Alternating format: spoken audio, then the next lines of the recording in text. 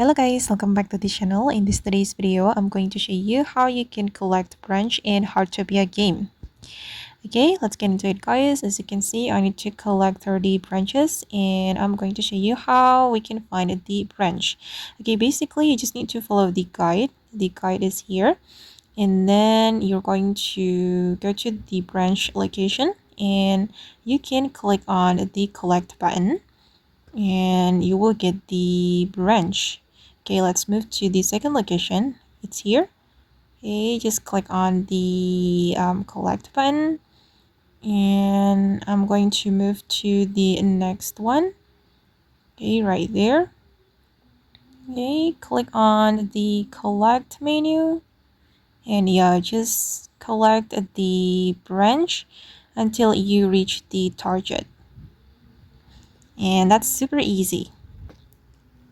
Okay guys, and that's how you can collect branch to complete your mission in Heartopia game. I hope this video will be useful for you guys.